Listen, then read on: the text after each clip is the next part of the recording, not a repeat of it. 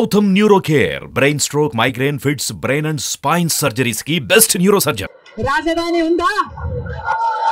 రాజధాని కట్టగలిగారా? రాజధాని కట్టడానికి డబ్బులు లేవు. కనీసం ఒక మెట్రో అయినా ఉందా?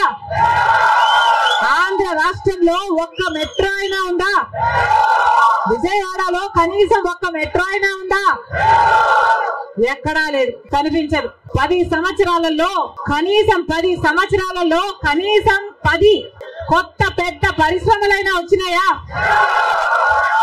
రాలేదు. పరిశ్రమలు వస్తే మన బిడ్డలకు ఉద్యోగాలు వచ్చేవి. వచ్చినాయా మన బిడ్డలకు ఉద్యోగాలు? రాలేదు. కనీసం రోడ్లు వేసుకోవడానికి కూడా డబ్బులు లేవు ఆంధ్ర రాష్ట్రంలో. కనీసం ప్రభుత్వ ఉద్యోగస్తులకు జీతాలైనా సమయానికి ఇస్తున్నారా? దానికైనా డబ్బులున్నాయా? దానికి కూడా డబ్బులు లేవు. దేనికి డబ్బులు లేవు. అభివృద్ధి జరగలేదు. కానీ దళితుల మీద జరిగే దాడులు మాత్రం 100కు 100% పెరిగాయి. ఎక్కడ చూసినా ఇసుక మాఫియా, ఎక్కడ చూసినా లిక్కర్ మాఫియా, ఎక్కడ చూసినా మైనింగ్ మాఫియా, ఎక్కడ చూసినా దోచుకోవడం, దాచుకోవడం. ఇంతకంటే ఏం జరిగింది? 10 సంవత్సరాలు అయింది మన రాష్ట్రం ఏర్పడి.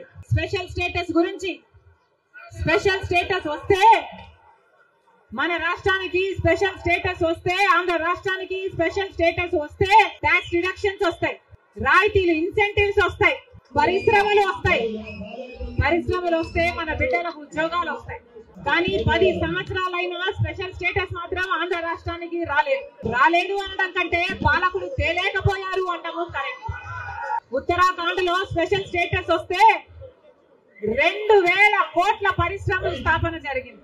దాంతో ఉద్యోగ అవకాశాలు 500% పెరిగాయి. హిమాచల్ ప్రదేశ్ లో స్పెషల్ స్టేటస్ వాళ్ళకి ఇస్తే 10,000 పరిశ్రమల స్థాపన జరిగాయి. మరి మనకుందా స్పెషల్ స్టేటస్? 10 సంవత్సరాలు ఇవ్వాలి అని ఎలక్షన్లలో ఊదరగొట్టారు. 10 సంవత్సరాలు ఇస్తాము మేము అధికారంలోకి వస్తే అని. ఇక చంద్రబాబు గారు అయితే 15 సంవత్సరాలు మాకు స్పెషల్ స్టేటస్ కావాలి అని కొట్లాడాడు. ఇదే చెప్పాడు, 15 సంవత్సరాలు స్పెషల్ స్టేటస్ కావాలి, అందుకే నేను బీజేపీ పార్టీతో పొత్తు పెట్టుకుంటున్నా అని బీజేపీ పార్టీతో పొత్తు పెట్టుకున్నాడు.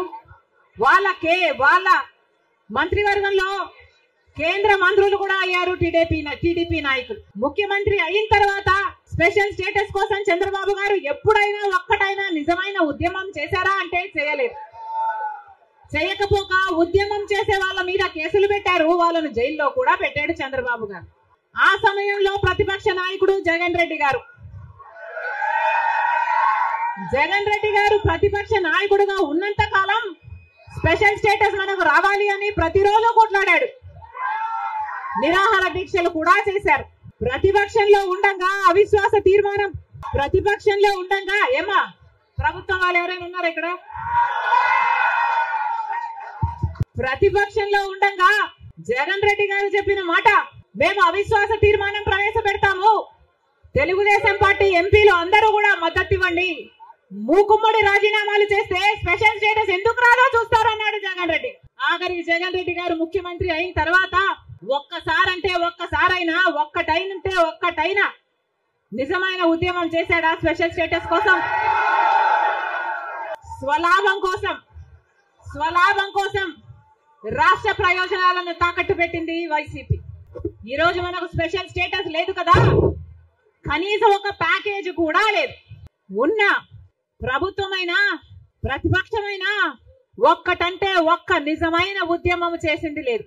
ఈ రోజు మనకు స్పెషల్ స్టేటస్ లేదు అంటే ఆ పాపం ముమ్మాటికి చంద్రబాబు గారిది, ముమ్మాటికి జగన్ రెడ్డి గారిది.